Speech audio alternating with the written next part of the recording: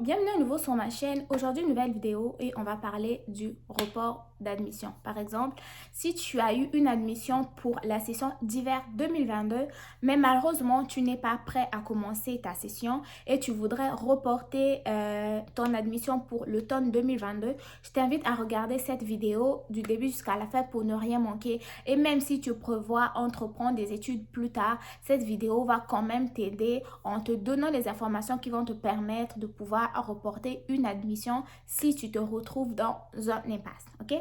Première chose que tu dois savoir, il faut premièrement que tu aies une justificatif. C'est quoi une justificatif? C'est une raison. La raison pour laquelle tu veux reporter ton admission.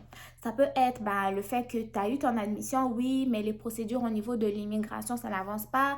Ça fait peut-être 2 ou 3 mois que tu es en train de faire ta demande de CAC, mais tu n'as pas de suite. Et là, tu es obligé de pouvoir reporter ton admission à une autre session. Là, ça peut être une des raisons.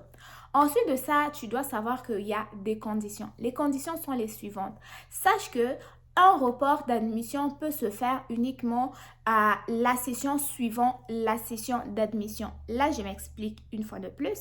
Si tu as eu ton admission pour l'hiver 2022 par exemple et que tu ne peux pas malheureusement commencer ta session en 2022, tu peux faire un report de session pour l'automne 2022.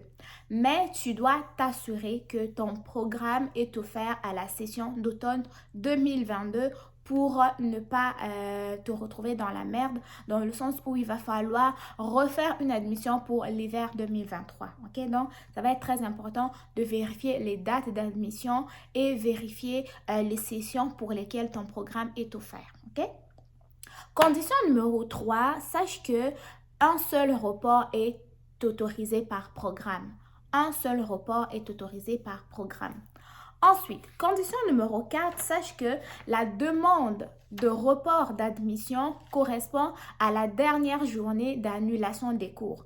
Par exemple, si je prends encore un exemple, si le dernier jour pour annuler les cours pour la session, par exemple, d'hiver 2022, c'est le 30 avril. Donc, tu as jusqu'au 30 avril pour pouvoir reporter ta session d'hiver pour l'automne 2022.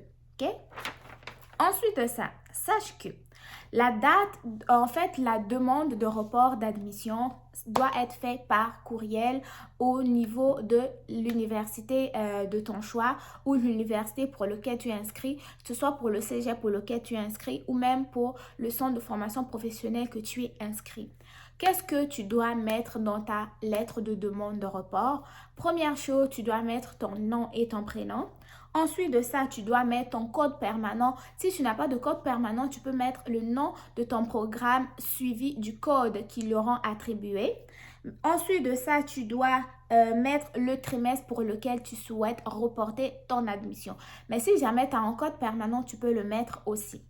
Ensuite de ça, sache que tu vas pouvoir donc suivre l'étape du report parce que tu auras envoyé ta demande de report par courriel et l'université ou le cégep va pouvoir aussi te répondre par courriel.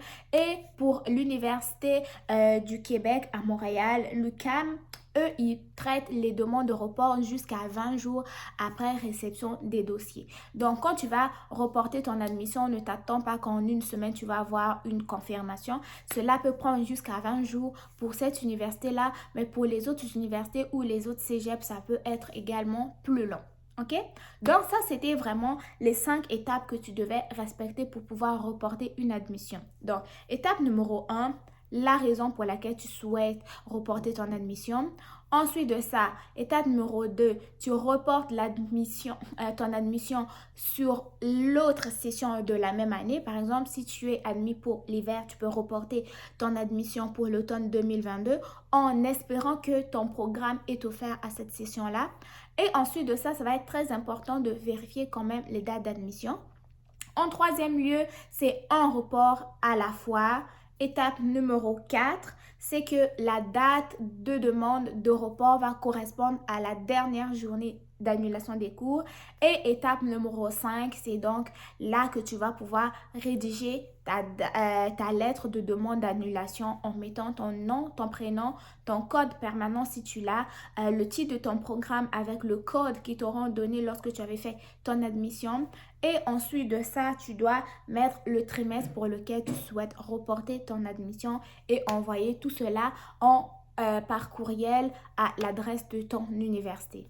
Ensuite de ça, une fois que toutes ces étapes-là sont faites, il va juste rester à attendre la réponse de ton école pour voir si le report est confirmé ou s'il n'est pas confirmé. Donc, ma vidéo s'arrête ici. Elle ne sera pas très longue.